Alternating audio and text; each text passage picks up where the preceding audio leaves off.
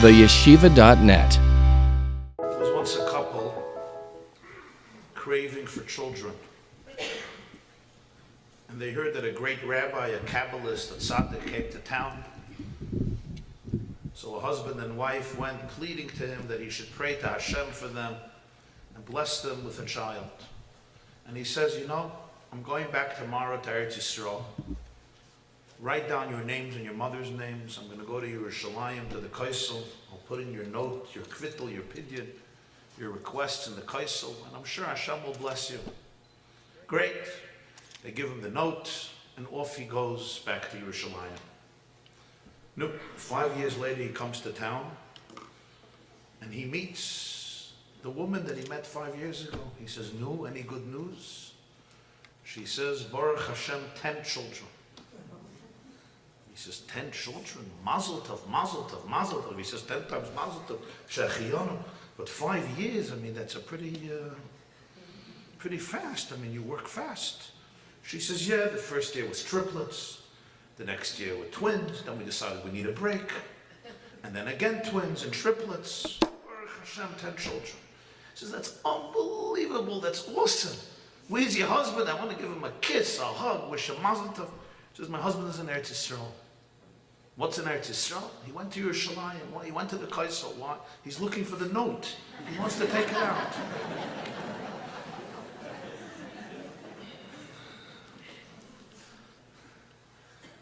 Education today has become education has always been a challenge. Adam Arishan couldn't make peace between his 2 children. And if you look at Sefer Bereshis, from beginning to end, it's basically a reflection on sibling rivalry. It just ends off each time a little better. It starts off with one brother actually murdering his other brother. It continues with one brother being cursed. It continues with one brother being expelled. It continues with one brother trying to kill his other brother. It continues with brothers throwing their brothers into a pit and almost killing him. And it actually ends with forgiveness and reconciliation. And the parents are always somewhere in the midst of this crisis, of this difficulty. But it reached a point now, what they call the tipping point, where many things that were under the carpet and under the rug for decades have now emerged. When truth emerges, 2 things happen. There's people who will deny it. They you remember when we Jews were into Hollywood kitchens and wall-to-wall carpets. Why wall-to-wall carpets? Because a lot of things have to be put under the carpet. So you need a carpet from wall to wall. When finally the carpet gets removed and everybody sees all of the infections, so there's always a group of people who deny it and blame those who are talking about it. I can't tell you how many emails I am fortunate to receive about the destruction that I am causing single-handedly by talking about molestation, child abuse in schools and homes and camps, the stigma of mental illness, the fact that today everybody is perfect, nobody has any challenges, you're not allowed to talk about challenges. If somebody chas v'shalom needs therapy, there's sometimes a story, told me you can't send this child to therapy, there's going to be a stigma for shidduchim. Never mind what happens in other, whatever, I'm not going to get into all the accusations, but there's always a group that denies it. There's another group that sighs, oy vey, oy vey, oy, oy, oy, oy, oy, and we're good at that. We are good at worrying. What's the definition of a Jewish telegram? The mother sends a telegram, start worrying, details to follow. Somebody asked me, what's the definition of a Jew? I said, if he doesn't feel guilty, he blames himself. When a Jew makes a fist, the next step is Ashamnu, Bagadnu, Gazonu. When Trump makes a fist, check out your nose. A Jew makes a fist and apologizing for 40, 50, 60 years that we're alive. That's another element. We whine and we sigh. And then there's a third element. And that is those who look at reality and say, there's only 2 ways to live. Either you're part of the problem or you're part of the solution. Or you're busy living or you're busy kvetching. One of the 2. in every situation of life, in Chicago or anywhere else in the world, as a parent and as an educator, as a friend, as a grandparent, as a rabbi, as a layman, as anyone, any person, I'm either part of the problem or I'm part of the solution. I'm privileged to speak tonight to an organization, Madreigos Midwest, which has proven to identify itself as part of the solution. As Jews, we are empowered with one mission, and that is in every situation to see how we can redefine it into a meaningful experience. Yaakov Avinu battles with an adversary all night. He wants to kill him. He can't kill him. He does second best. He maims him. He dislocates his hip. He wounds his sciatic nerve. And when Yaakov is about, in the morning, they're about to part ways. The man says, let me go. The adversary says, let me go. And Yaakov says, Lo yashalecha chakim beirachtani. I will not send you away till you don't give me a blessing. I ask you, a gangster attacks you in an alley and tries to kill you all night. What do? You call 911, you punch him in the nose, you run away, you ask him for a bracha? You start asking him for blessings? Yaakov was teaching the Jewish people a lesson on history. When you encounter an adversary, when you're engaging in a difficult, sometimes bloody battle, psychological or physical, emotional or spiritual or social, on any level, it's not enough to get out. It's not enough to run. It's not enough to escape or flee. I will not send you away, ki im beirachtani. I will not leave this encounter until I do not come out more blessed, more whole, more potent, more creative, more successful, more happy. This is a generation of exposure. Welcome. If you don't believe me, you'll see it with your children. This is a generation where everything that's been buried and repressed for decades, maybe generations, the kids will not stand for it anymore. Think about when some of you were children in school, we were all fine with hypocrisy. Not true? In your yeshiva, when you were young, there were no hypocrites. You believed anything anybody said. Who believed? And you know what? We were fine. Weitergegangen. Today, oh my God. The moment my children sense dishonesty, they're out. They're out. And that's why a Judaism that has even one iota of dishonesty in it today will not survive. I have the privilege, the challenge, the privilege of speaking every week to hundreds and hundreds of youths, parents, educators, and youth who have left Judaism. I've spoken to dozens of mothers and fathers. I say mothers first because they usually, forgive me, have their finger on the pulse a little more. Fathers are eating lunch or dinner, whatever. And I always ask the mothers the same thing. You have a family. Which child left Judaism? Which one? Was it the most selfish one? The most narcissistic one, the most brute and coarse one, and the least intelligent? And they'll always say, my most sensitive, my deepest, the one that was the holiest soul, the one that when he was 5 years old, he was a shining star. He was the blessing of the family. He's who left. Isn't that funny? In hundreds and hundreds of families, in Borough Park, in Williamsburg, in Crown Heights, in Muncie, in Lakewood, in Chicago, in Toronto, in Bnei Brak, in Yerushalayim, in London, wo du willst. Hasidim, Yeshivisha, Litvisha, more modern, right-wing, left-wing, almost right-wing, centrist, far right, extremely right, I don't even know. From New Zealand all the way to Brazil, in terms of spiritual climate. Fascinating. To send them my regards. And then put it on vibrate. Please. Why is it? There's one reason for it. I say to you, our youth today is allergic to an iota of dishonesty, hypocrisy, toxicity, stupidity.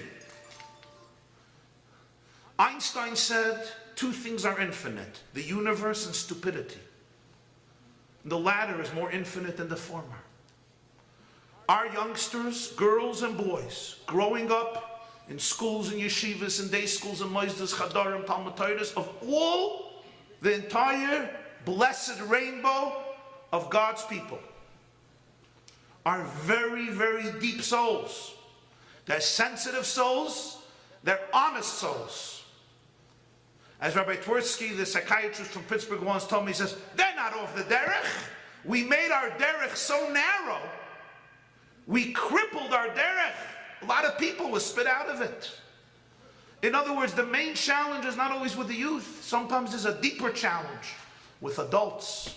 Am I ready to look deep into my heart, into my mind, into my soul, and reevaluate my methods of education? My marriage, my relationship with my spouse, my relationship with my sons, my relationship with my parents, with my siblings, with my daughters, my relationship with Hashem, with God. And don't think your children don't know everything that's going on. They don't respond to our conscious, they respond to our subconscious. If you want to know what you look like in your subconscious, ask your daughter. If you want to know who you really are, look at your children. They'll tell you who you really are, not who everybody else thinks you are. This is challenging. It's very difficult. Raising children today, I guess always, there's a certain element of Mesiras Nefesh. What do I mean? Not to be martyrs. Kids hate parents who are martyrs. I once heard a mother tell her children, the only reason I didn't get divorced from your creepy father is because of you. She thought her children will say, wow, mommy, we adore you forever and ever. You're like the most, you're God's gift to humanity.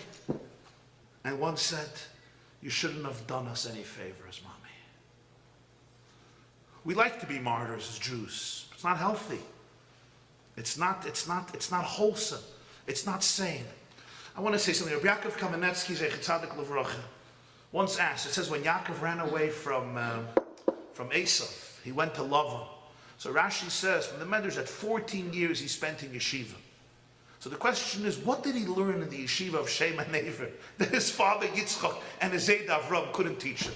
What did Shem and Never know that Yitzchak and Avram didn't know? Good question. 14 years, what did he learn? He learned the Litvish Derech instead of the Polish Derech. The brisket. What did he learn in Yeshem Be'ever?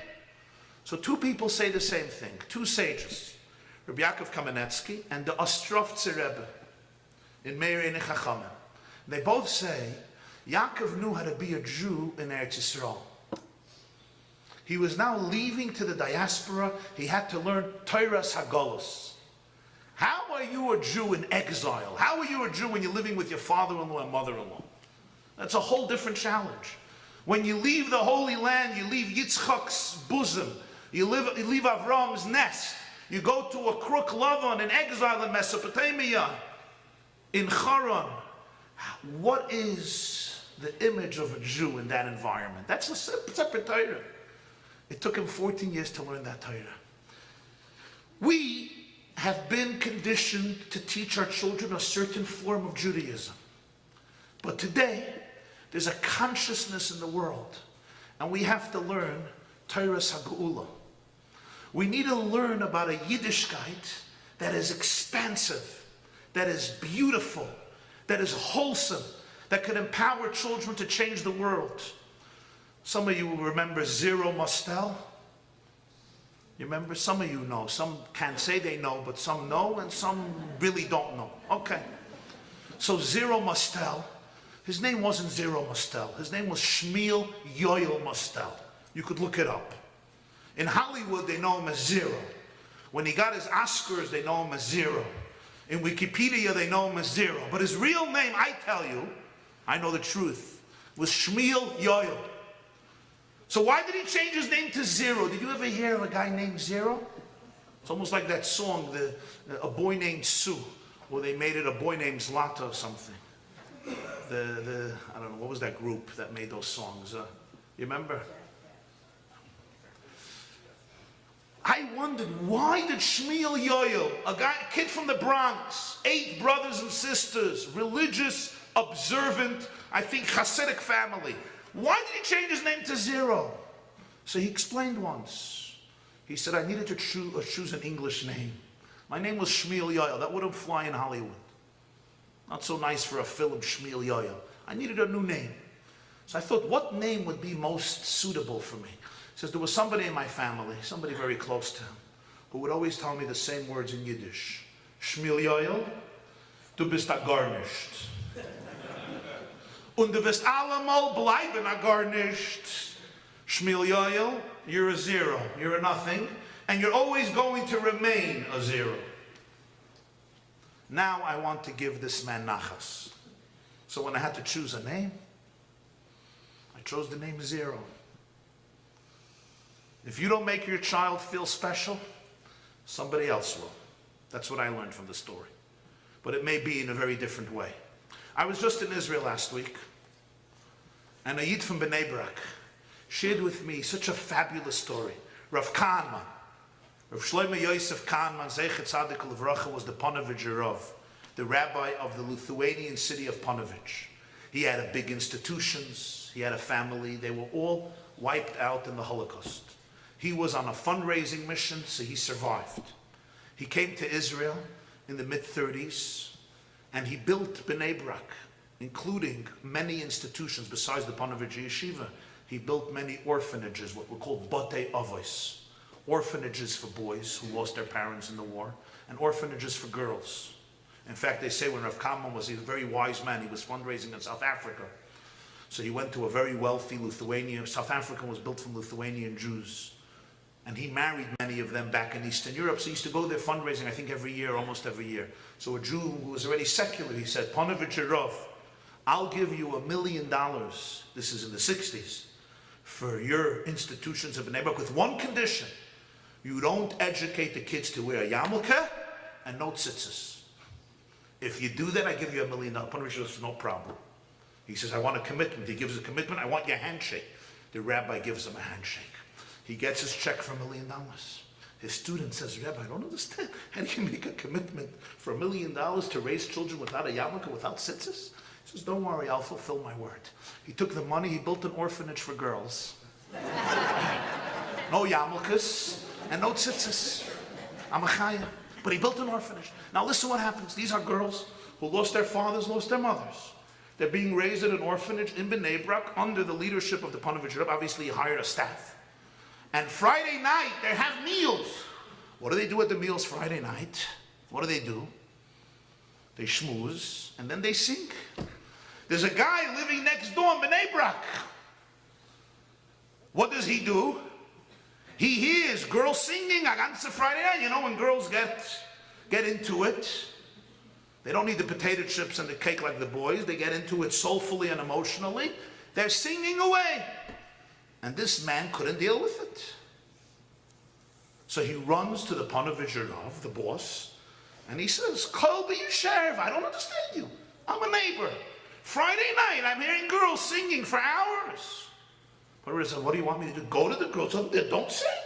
Eat, schmooze, go to sleep. Don't sing. Ponevezher Rav says, I don't know, I have to think about this. He says, what do you have to think? Halacha. It's a serious question. I'm going to ask the Chazonish. So the Ponevezher Rav goes to the Chazonish, Rabbeinu Avram Yeshayahu Karelitz, who lived in Bnei Brak, passed away there in 1953. This is the years after the war. And he tells the story to the Chazonish. The Chazonish, I have to say it in Yiddish and then I'll translate. The Chazonish hears the story. And the Ponevezher Rav is about to say, do I stop them? And he says, the Mädlach singen? Noch dem, was sie sind an Aduruch, sie singen? Wow, gewaltig, gewaltig. Jede Freitag bei Nacht singen sie. Shechianu. He says, Ponevezher Rav, it's true the girls are singing? After everything they went through?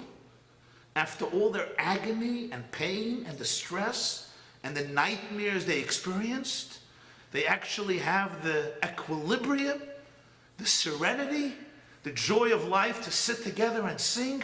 Wow! What a gift! What a stupendous miracle. The Ponevezher Rav couldn't ask anymore the rest of the question. Sometimes people, in the name of religion, in the name of Judaism, in the name of halacha, They missed the point. Chazon Ish could have told them, of course they're not allowed to sing. They missed the point. These are girls who had nothing. No families, no mother's hug, no father's kiss. They were survivors. All they had was themselves and their friends. They're singing Friday night. They could find a joy in life, a joy in being Jewish, a joy in Shabbos. That is the greatest miracle. Perspective, sensitivity. I once heard from my Rebbe, how is it that the first Jewish exile began? And everybody knows the answer this week. Yosef went down to Egypt and the family followed. But that's not how it happened. It happened because he was sold to Egyptian slavery. Why was he sold? Reuven had him thrown into a pit to save him. It says clearly, Lahashiva Yalaviv, he was supposed to save him. What happened? The answer is, the pasuk indicates, they threw him into the pit, they sat down to eat bread. And when a caravan of merchants came, they sold Yosef. Why wasn't Reuven there? He comes back later and he says, Hayeled einenu v'ana ani bo. Why wasn't he there? You threw him in the pit to save him. Why did you leave? So Rashi says, because they sat down to eat bread. That's the hint. He couldn't eat. Why couldn't he eat? So one of the interpretations of Rashi is because he was busy fasting. Why was he fasting? Because he was obese? He was diabetic? Because he was on some new diet that the Chicago doctor came out with? Because he was Jewish and every Jew you know is on a diet? Many? Why was he? So Rashi says, he would fast constantly. When Rachel passed away, Yaakov put in his bed into Bilhah's tent. Reuven, feeling bad for his mother Leah, interfered into Yaakov's intimate life. How many years earlier did this happen? When Yosef was 9. This was when Yosef was 17. This happened 9 years earlier. Reuven was fasting for 9 years, Rabbi Isai Halavayaf Mirgezak. Reuven was fasting for 9 years, to repent for trying to protect the honor of his mother. Do you understand what type of kid he was? 9 years later, he still felt bad and he wouldn't sit to eat because he was busy.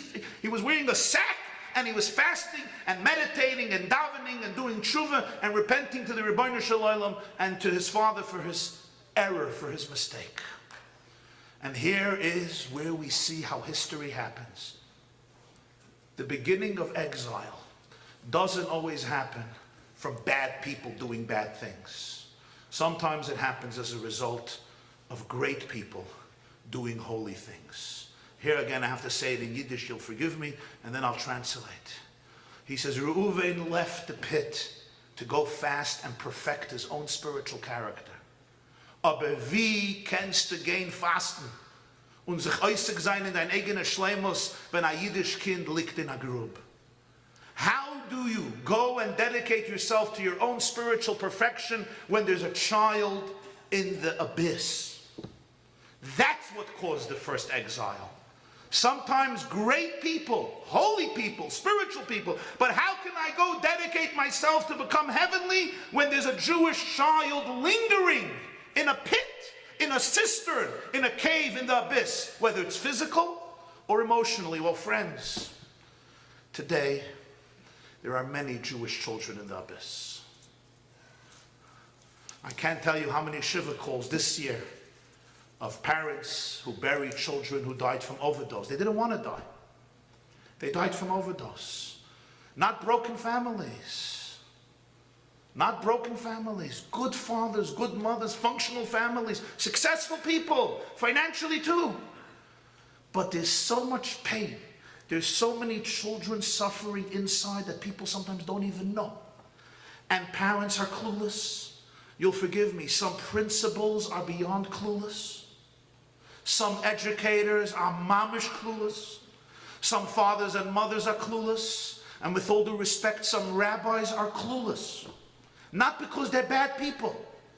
They tell you, go fast, go put on a sack, go do tshuva. There's a child in the pit. That's where Golus begins. And how does Geula begin? Geula begins when we start looking at what's happening in the pit and we don't close our eyes.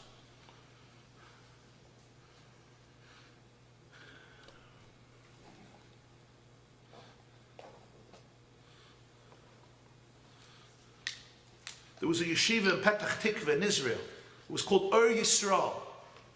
I think it was named for Rabbi Yisrael Salanter, the founder of the Muslim movement. There was a Rosh Yeshiva there. His name was Rabbi Yaakov Naiman. He was a pedagogue. Listen to what happened. They once tell him, you know, there's always boys in yeshiva that like becoming close with the Rosh Yeshiva. How do you do it? If you're not into learning, what do? You tell stories about other boys. It's just a fast way in, you know. We used to have names for them in yeshiva too, but I won't use those names. So one of the boys says, you know, Rosh Yeshiva Rebbe, that kid, Motzei Shabbos, who alech kol Motzei Shabbat likol nua. You know what kol nua is? He goes to the theater Saturday night. What does a good Jewish kid in Petach Tikva do? He goes to the theaters. In that yeshiva, that was unheard of. So he says, really? Alech likol nua? Yeah. He takes a bus and he goes to the movie theaters. So the Rosh Yeshiva says, next Motzei Shabbos, when he leaves, you tell me. They were excited. Amachaya. They come running, Motzei Shabbos. Rosh Yeshiva, he just left. Rosh Yeshiva calls a taxi. It was a winter night, a cold winter January night in Israel. He gets into the taxi and he goes to the movie theater. He's wearing his futtermantel, his pelts. How do you say it? The good Rebbe's fur coats you see in the pictures, they know how to do it. You know those big, nice ones? It's like, I'm thinking of putting them on. It's good for the pictures. One day. You know what I'm talking about? It's like a 747 with these fur. It's not even for warmth. It's the matzah. It's like the whole matzah. I just like it. I don't know.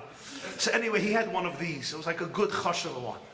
And he goes to the movie theater. Now usually in movie theaters you don't have people with these types of Rebbe fur coats.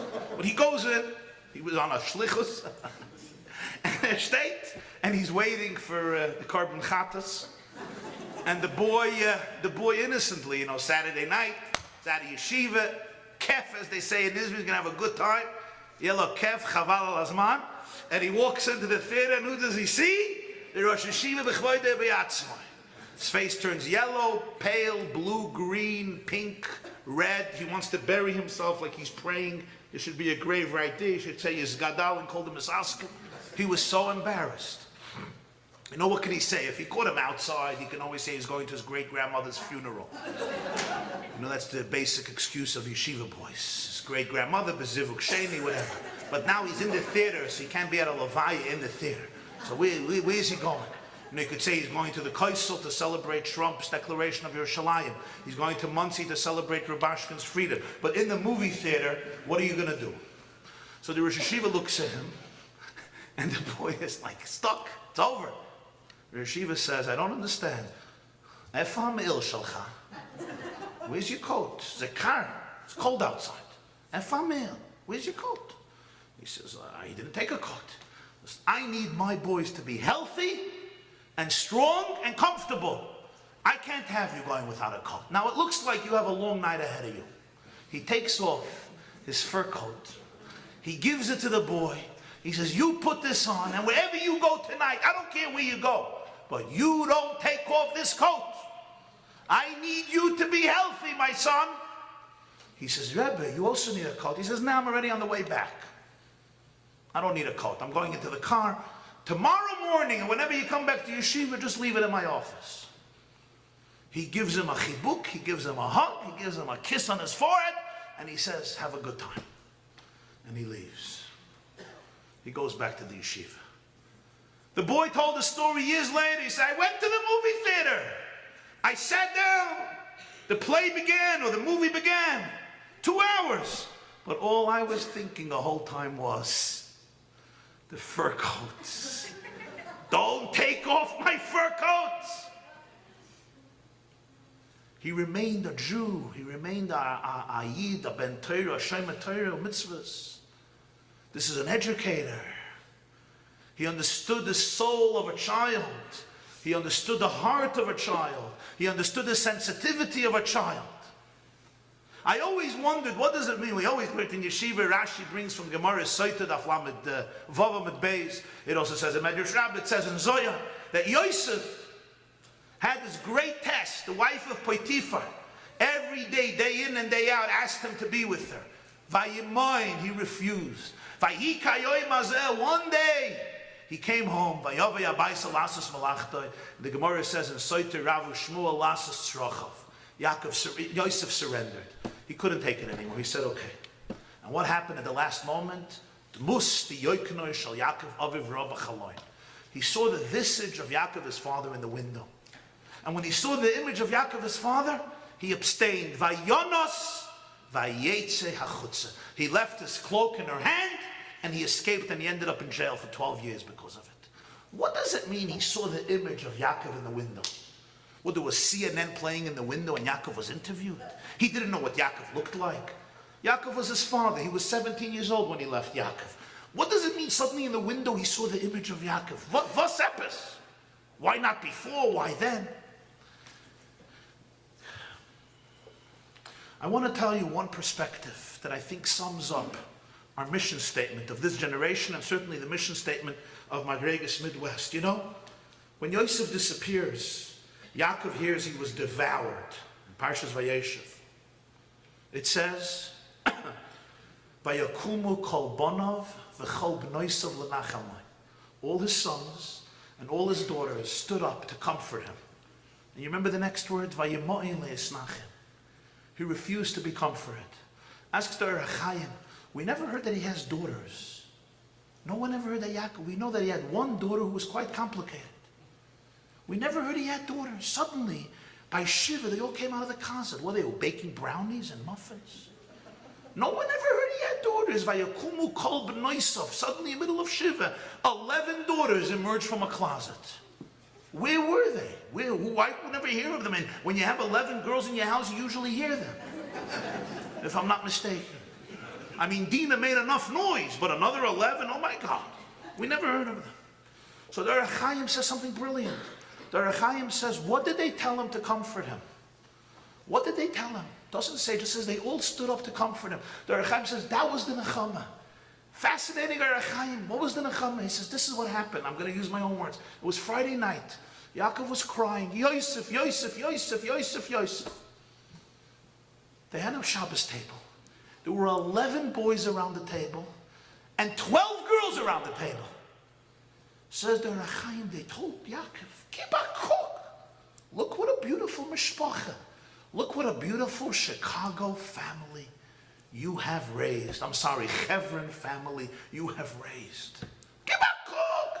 Reuven, Shimon, Levi, Yehuda, Yisachar. This guy is a Rosh Hashiva, this guy is a Rosh Koilo, this guy is a Kaddish, this guy is a Parush, this guy is a leader, this guy made Atzalah, this guy made Madreigos, this guy made Meshorim, Mizamrim, Misaskim, this guy is the Sarah Chesed, this one is Amud Hayomin, this one is the greatest Askin that Chicago saw since the 30s.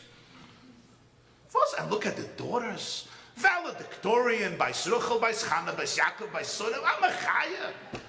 Give a cook, Yaakov. Yosef, okay, Yosef, you know Yosef was the black sheep of the family. You know Yosef stood in front of a mirror, Azoi, Mesalsal, Azoi, grooming himself. The guy is dreaming that all the sheaves are bowing down to him. And you know there were issues there.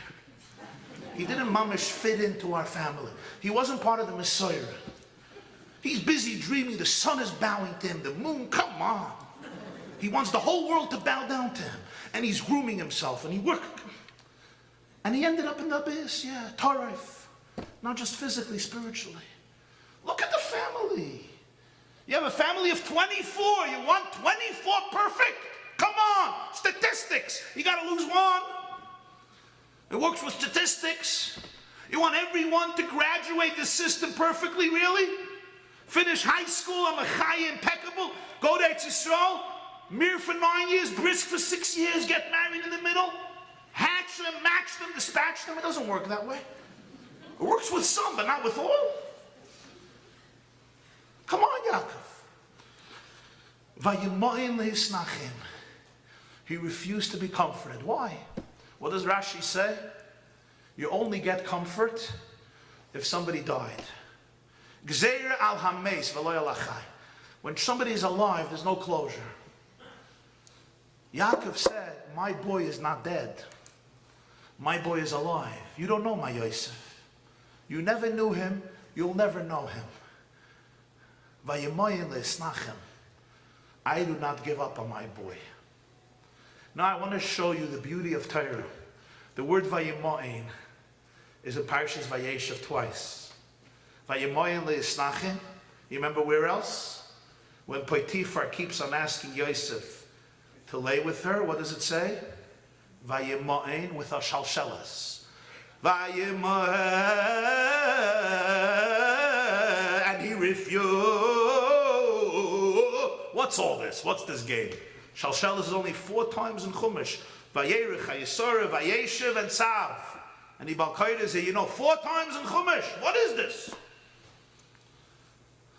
Open your hearts, my dear friends. Yaakov refused to believe that his son was dead. Everyone said, you have a son who ended up in the abyss of depression, the abyss of drugs. I'm using it as a metaphor. The abyss of failure. He ended up as a slave to addiction, a slave to mental illness, a slave to promiscuity, a slave to crazy behavior, a slave to OTD. He's a slave. Your son has sold his soul. And Yaakov said, my son is alive. He's not dead. You know what happens? Very far away, there's a 17-year-old boy struggling very heavily with a woman who does not stop trying to trap his soul. And you know what Yosef does? Vayemoin. He refuses to surrender his integrity. You know why? Because he saw that he has a father. He has a father who believes in him. Vayemoin. It was Yaakov's Vayemoin that empowered Yosef's Vayemoin. It was Yaakov's refusal to stop believing in Yosef that allowed Yosef never to stop believing in himself. That's what our children need more than anything else. They need fathers and mothers who believe in them, but not who believe in them when it's easy to believe in them. It's easy to believe in my boy when he's following exactly the path that I orchestrated for him before his bris. Then it's easy to believe in your kids. Who doesn't believe in them? It's a machaya. I'm talking about believing in that Yosef boy. Because of his Vayemoin, he could do Vayemoin. I once finished a lecture. Approaches me a man, Dr. David Pelkovitz, professor of psychology in Yeshiva University and a therapist for 35, 40 years. He heard what I said. I spoke about this. And he says, I want to share with you an experience. In walks one day to my office a 16-year-old boy from Flatbush, New York. Wonderful family. I say, what are you doing here? He says, my father wants me in therapy. Why? I've been thrown out of 9 yeshivas already. It's pretty good for 16. It's not yet the Guinness Book of World Records. I mean, some of you have done better, but he's close. Dr. Pelkovitz tells me, Rabbi Jacobson, I like, sometimes you see somebody and after 5 seconds you just know that you like them. You can't help yourself. It's a good guy. He says, this kid was great. I loved him.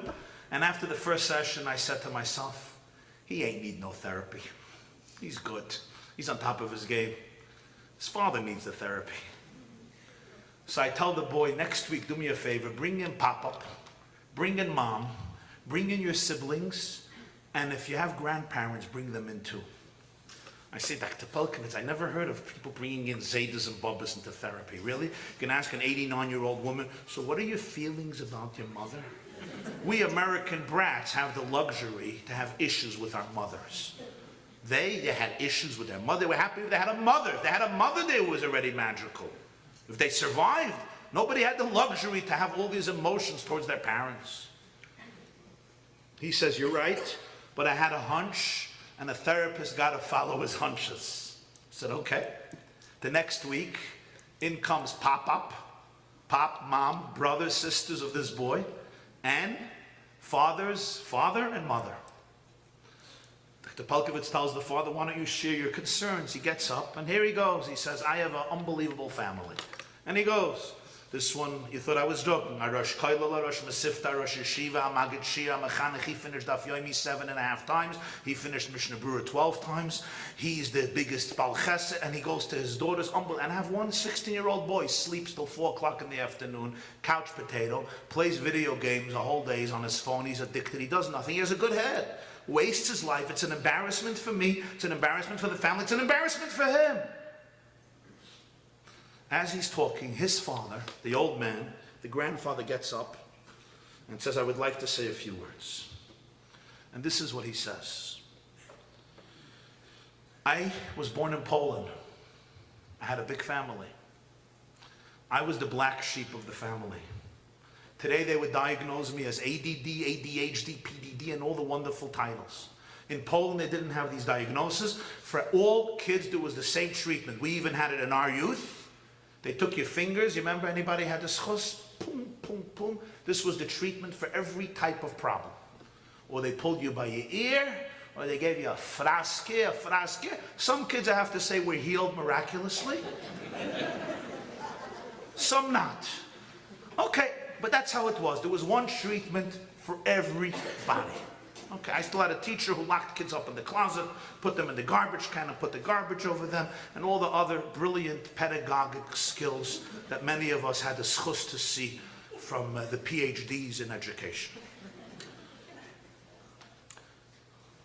He says, this was Poland. I was the black sheep litter. My brothers learned in Polish, Bati Medrashas, Yeshivas, Shtiblach. I didn't. And my father would chastise me. I was street smart, I was an entrepreneur, I was like a businessman style.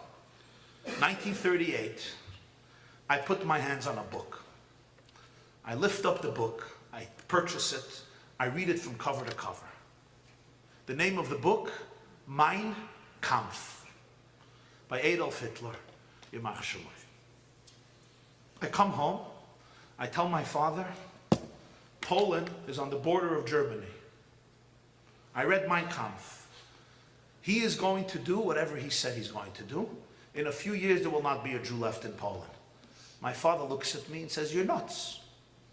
You should sit and learn like your brothers. You won't speak nonsense. I said, listen, I should sit and learn like my brothers, but you know that I'm smarter than my brothers, I'm more savvy than my brothers, I'm more shrewd than my brothers, I have a hunch, and I know it's true, and I'm telling you, take the family and escape now, because it's going to be too late soon. My father argued with me, I argued with him, and at the end I told him, Tati, ich darf gehen allein, I'm going to have to go myself. I said goodbye to my father, my mother, my siblings. I left Poland, I left Eastern Europe, I crossed the Atlantic, I came to America. After the Second World War, I found out that I was the sole survivor of my entire family. As you know, I built a beautiful and successful business, and here I am today. I look around my family and I look at all my grandchildren, and I ask myself, which grandchild resembles me most? In character, in personality, in disposition, and in demeanor. I look and I see this young man. And he points to that 16-year-old boy and he says, you are a replica of me. And I want to tell you, all of my dear children and grandchildren, if not for a boy like this, according to natural circumstances, none of you would be alive today to be able to sit and learn Torah. I dare you, never ever denigrate a child like this. It's to a child like this to whom you own your existence and your ability to steig and to be successful as humans and as Jews. You're my boy. Dr. Pelkovitz tells me you could cut the tension with a knife. The session was over. Nobody else had anything to say. I look at him, I said, Dr. Pelkovitz, you can't leave me hanging in the middle of a story. What happened at the end? He says, nothing happened. That was the story. He says, what's happening now? He says, now, it's 25 years later. The grandfather took this boy into his company, and he started to work for him, and he did well. I said today, this boy runs the whole company, and all of his brothers work for him.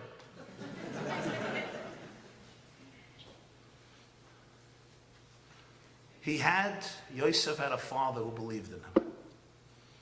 I had a relative Rabbi Yankele Galinsky. You ever heard Rabbi Yankele Galinsky speak? He was a relative of mine. He was a very interesting man. An Avardike Bal Musar, ended up in Bnei Brak, and he was a wonderful Maggid. He was a presenter, a pontificator, as they used to say. And he once said something that he heard from the Stipler Gaon. The Stipler Gaon, he said, he shared this with him. And I say this as a chiddush, because it's not usually one of the things you would expect to hear from the Stipler Gaon. But Rabbi Yankele Galinsky quoted him. And this is what he said. When Yaakov is running away from his home to Lavan, he says later, Ki b'makli avarti es hayarden. I only had a stick. So everybody asks, his father couldn't give him a couple of bucks? When your father sent to get a shidduch for you, Yitzchak, he sent 10 camels with 10 Ritz-Carltons and half of Madison Avenue. Yitzchak, you send Yaakov for a shidduch, you can't give him some spending money? A couple of dollars for the mechita, for the shviger? Come on. Jewelry for the kala? So everybody knows the story. Rashi says he had a lot of money. What happened? Eliphaz was the son of Esav. He came to pursue Yaakov because Esav sent his son to go kill Yaakov. Eliphaz comes to Yaakov, and Rashi says in Parshas Vayigash,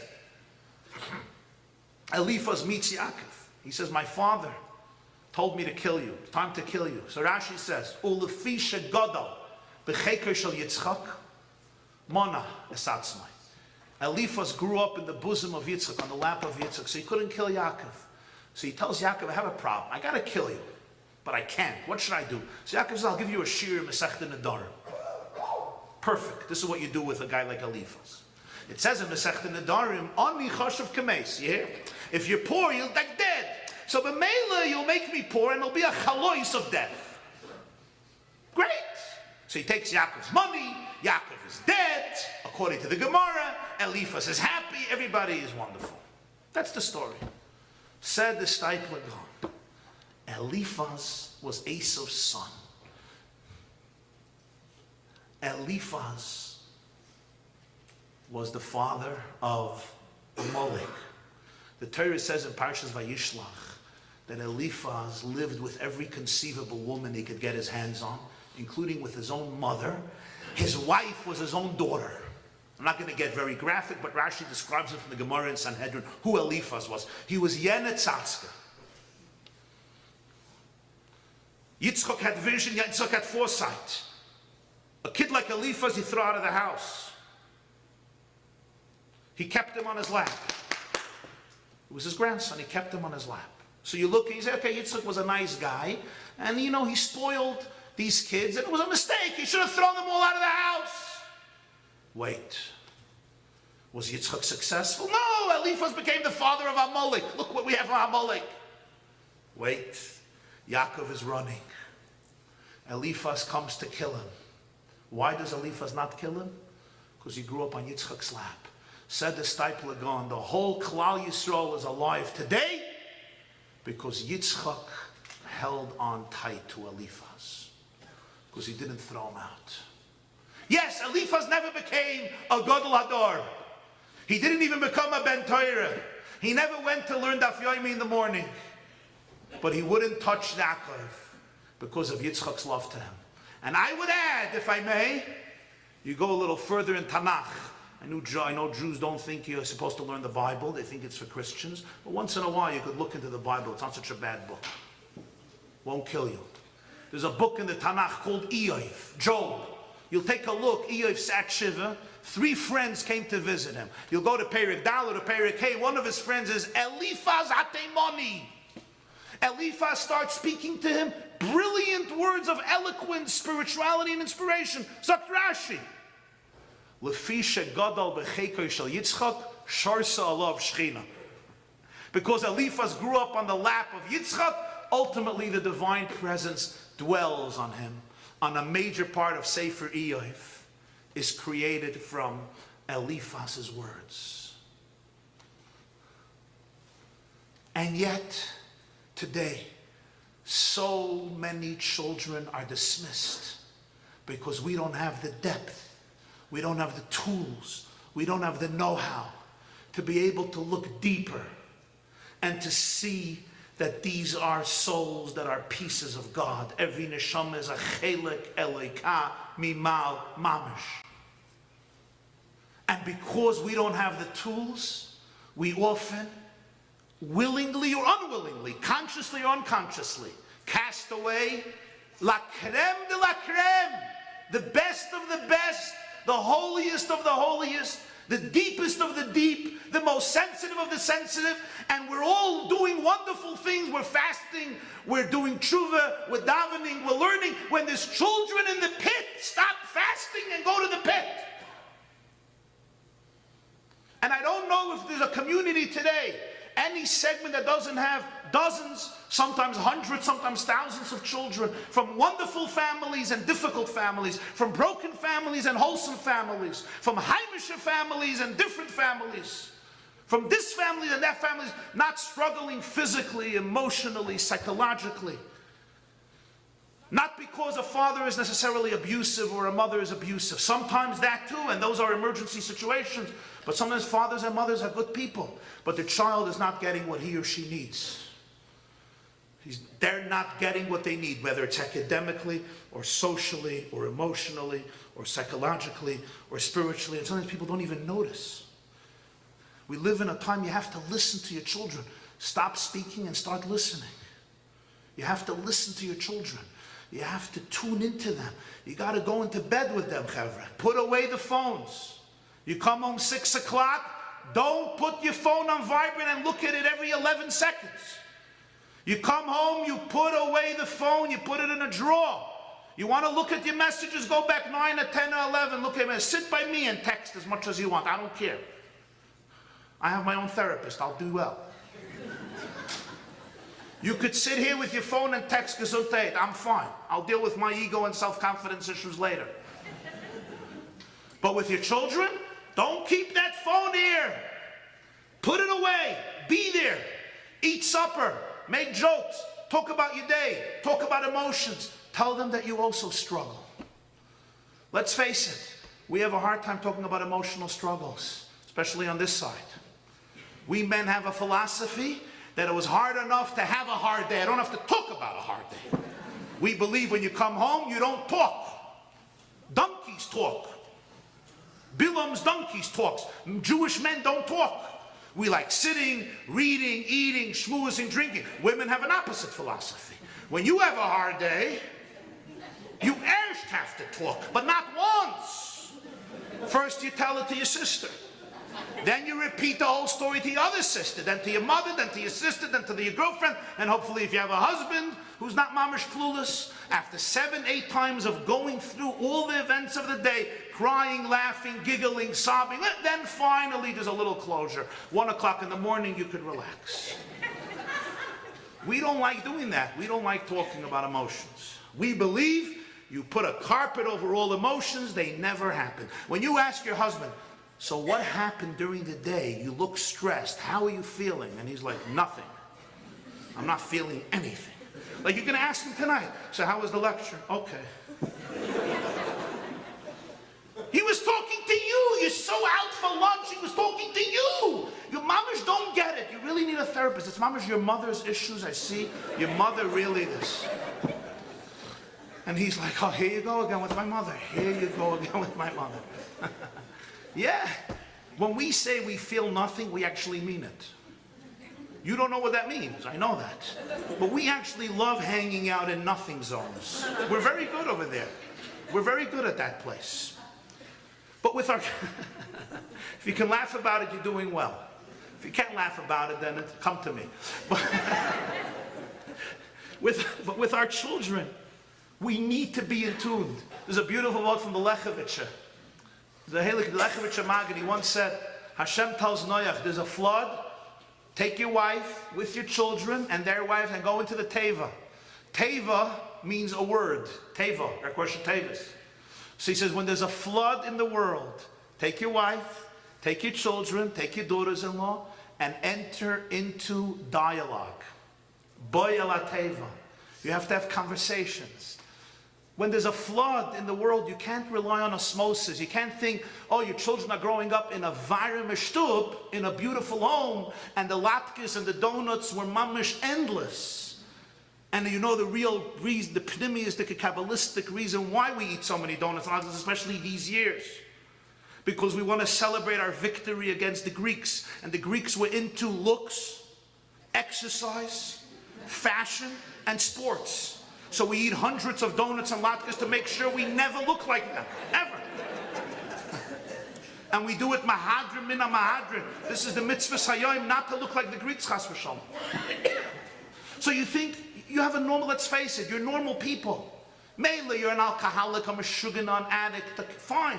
But fathers and mothers think we had a good home. We didn't hit, we didn't scream, we didn't holler, we didn't maim, we didn't bruise. We weren't one of those fathers with the belts, you remember? What your friends got. So you think by osmosis, the kids will just blossom. There's a flood. And when there's a flood, you have to enter into dialogue with every son and every daughter. And you have to listen much louder than you talk. And you have to be tuned in to social anxiety, emotional anxiety, self-image. What's their perspective on Hashem, on Torah, on mitzvahs? What's their relationship with their parents? What type of home are they growing up in? And we have to be very, very tuned in. And it's not an easy thing. It requires emotional presence. And emotional presence, friends, is very difficult, especially when you have WhatsApp. How many WhatsApps did you get last night? I don't have WhatsApp for one reason. It's hard for me to be emotionally present without a phone. With WhatsApp, that's it. It's over. You need to be emotionally present. Emotionally present means not mean, yeah. How was your day? You have a Dvar Torah? No Dvar Torah. Why am I paying tuition? That's sometimes Friday night conversations. No Dvar Torah? Really? No, why am I paying $12,000 to these lousy people? They can't bring your own. That's not what a Friday night table is. A Friday night table is a table where I bond, I connect, be resourceful, be creative, reinvent the wheel. And don't try to copy other people. Be there for your children based on what they need. I ask a father, I don't understand, you know your child is struggling. Why did you put him into this yeshiva in Muncie? Why didn't you put him into that school? And he looks at me and he says, what are people going to say about our family if the children are in that school? I said, you know, I never understood the avodah zarah of Melech. There's an idolatry where you take your child and you put him through the fire. I never know which meshuggah a father does that. Baruch Hashem, now I have a new illustration for my shiurim. You're worried about what neighbors are going to say about your family, so you're ready to sacrifice your child. When it's going to come to a shidduch, you're going to choose the wrong girl for him also. So that people will say, what a nice shidduch. So for Sheva Brachas, 9 Yachnas and 8 Yentas will be happy. And you'll make one boy and one girl miserable for 95 years, and you think you're religious.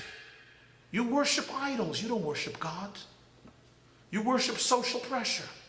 You worship community. You have no God. You don't even think there's truth in the world. Everything for you is about social stigma. Was wird man sagen? What are they going to say? What are they going to say if I am a father for my children? What are they going to say? You know what? This is a generation where, like Avraham Avinu, we are summoned to smash idols. And the idols today look much holier than the idols in the days of Terach. They look very holy. All the idols speak in the name of God, but they're idols. They're not based on truth. They're not based on real Avos Hashem, real Avos HaTorah, real Avos Yisrael. They're not based on real sensitivity and Mesiras Nefesh for what a child of Hashem needs. There's other calculations, spiritual or social politics, that come into it. You all saw the video of Rav Steinman, Zecher Tzadik Livracha, when he spoke about the child that wasn't accepted in a certain yeshiva and his opinion about the people who weren't accepted. What was demonstrated as being very religious, he called gaiva, gaiva, gaiva. That's also an idol. And all real arrogance comes from real insecurity. You know, my dear friends, my brother shared with me something that he experienced.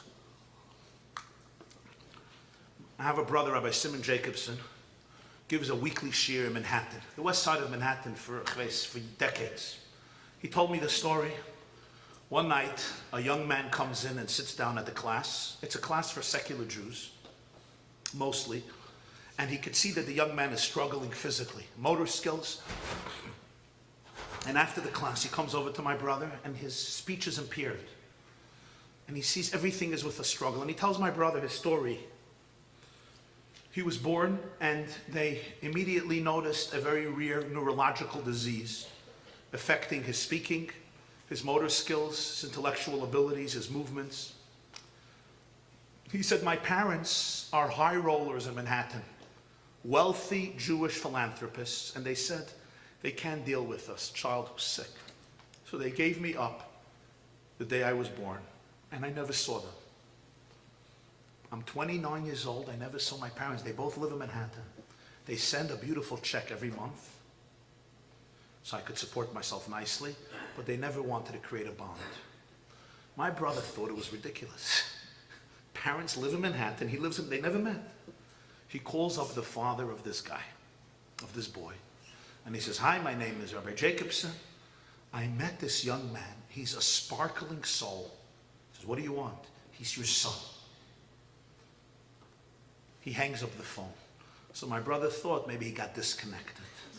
He calls back, says, you haven't got the message? You don't mix into my business, boom. Wasn't exactly what he hoped for. He called the mother. The mother starts crying and says, you can't really make us go back to a decision we made 30 years ago. It's not fair. My brother said, I don't understand you. There are orphans whose entire life, they want to know who their father was, who their mother was. They ask anybody, you knew my father, you knew my mother, tell me about them. You have here a son who's alive. Doesn't he deserve the dignity of knowing who his father is? It doesn't make sense. She says, you have to talk to my husband. He waits a while. To credit of my brother, he calls back the father. And the father's about to hang up. He says, before you hang up on me, listen to what I'm telling you. He doesn't want to live with you. He doesn't want anything from you. I'm telling you, he's one of the most beautiful souls I ever met in my life.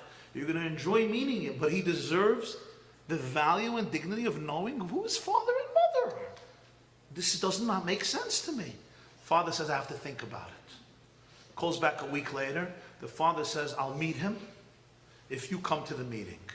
Come to our penthouse above Central Park in Manhattan. Sunday, he gives him a time. The next Sunday, my brother and this boy come to the penthouse of his parents. It's a beautiful penthouse. You could see they're very, very, very well-to-do. They walk into the home. For the first time, a 30-year-old, impaired, disabled man meets his father and mother. They sit down, there's chocolate and nuts. Nobody is looking at anything, at anybody. There's no eye contact. What do they talk about? Sunday afternoon talk. Football, the weather, etc. 10 minutes, no one is talking about anything. Talking about Sunday afternoon football. So my brother breaks the ice and he says, okay, it's nice to talk about the weather. It's certainly nice to talk about Trump. It's nice to talk about a lot going on, but that's not what we're here for. I've met your son some time ago. I was enamored by his soul, by his glow, by his refinement, and by his depth. And I thought it would be beneficial for both to meet. My brother tells me, why, he says, this boy opens up his mouth, he looks at his mother, he looks at his father. He had a hard time talking.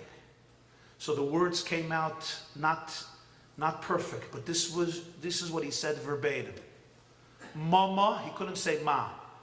He couldn't say ma or pa. He said, Mama, Papa, as you know, I am not perfect.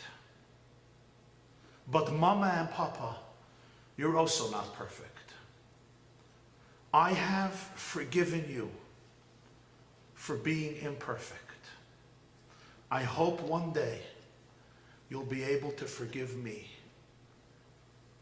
for being imperfect. At that moment, the mother burst out crying. She went over to her son and she embraced him. The father then embraced his son afterwards. My brother told me at that moment I felt like a shadchan after the chuppah, a matchmaker after the wedding. I said, have a good day, enjoy each other. And he says, I just walked out. The family was reunited that day. What a profound challenge of so many of our children. Have you forgiven your child for being imperfect? Truthfully. He said, Mama, Papa, I forgave you. I know you're not perfect. I know you made decisions because you're imperfect. Could you ever forgive me for being imperfect? Can I really accept my child for who he or she is? Or will I forever be frustrated and annoyed at my child for not fitting the role I created for him or her? Will I forever reject my child emotionally deep inside because my child does not fit in the box that I orchestrated for this? Can I really open my heart to infinity, to truth, to God, who doesn't have a box, who doesn't have an image, and really be there for who my child is, not for who I expected my child to be, or I would have hoped my child to be? This doesn't mean there's no pain. There's pain. But can I really do that for my child? And trust me, your child knows whether you have done it or not done it. You could smile, you could send them latkes, you could buy her stuff. My child knows if his tati believes in him or his tati doesn't believe in him. My daughter knows if mommy is there for her in a deep way, tati is there for her or not.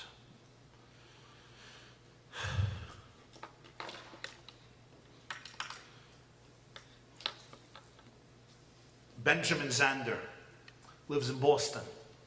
He's a Jewish Brit. He's a world-renowned composer. He gave a TED Talk, I think in 2008 or 2009 that I heard. And Zander said he had a Jewish friend who survived Auschwitz, a woman. She told him these words: I was 15 when we were transported to Auschwitz-Birkenau. Our parents were gone. I had an 8-year-old brother. We were on the cattle cart together. Me, 15, 8-year-old brother. On the way, I take a look at my brother and I see he's missing a shoe. You know, how does a 15-year-old girl speak to her 8-year-old brother? You're such an idiot. You're such a meshugana. You're such a lazy kid. You're so irresponsible. You don't have a shoe. Mommy is not here to get you another shoe. Tati is not here to get you another shoe. We're going to go wherever we go. How are you going to survive without shoes? I can't believe how irresponsible you are. And I can't take care of this like you. And you be careful to keep on your shoe. And she said, I screamed at my little boy, my little brother. And oh, do I regret it, because it was the last words I ever told him. Because the moment we came to Auschwitz, we were separated. And a few hours later, he was reduced to ashes in the crematorium. And that was the last time I ever spoke or saw my brother. I survived the death camp, and on the day of liberation, January 27th, 1945, a few weeks after Hanukkah, when the Soviets liberated us, and I walked out of the cursed gates of Auschwitz, Arbeit macht frei, and I made a vow to myself that I'm going to embrace life. I saw so much death, and I'm going to take on life and live life to the fullest. But then I made a second vow to myself. And the second vow that I made to myself was, I will never say anything to a child that could not stand as the last thing I will ever say to them in my life. I will never say anything that if I knew it was the last thing I'm saying to my child, I would never say it. I would not say this. Now that's a pretty big calling, especially when you're going to come home now and nobody's sleeping, and the kitchen is turned over, and there's orange juice all over the place, and they managed to found the she'eris hapleta of the pach echad shel shemen shel Jacobson, and they turned it into a quantity of not 8 days but 8 months of oil all over the new couch that you just saved up for and bought. Right? It's not something we can always live up to, but it's a perspective that we can grow into.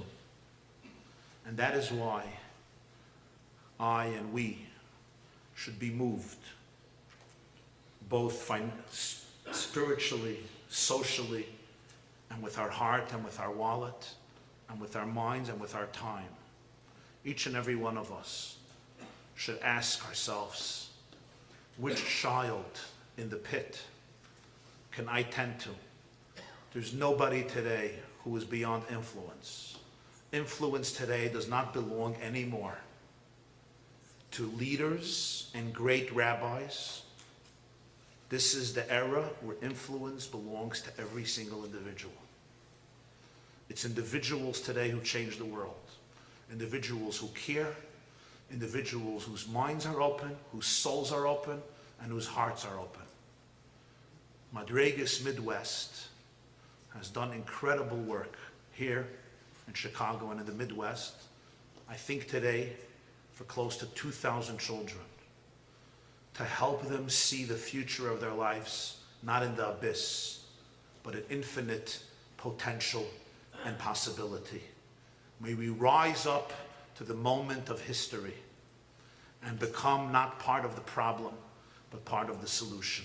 Thank you very, very much.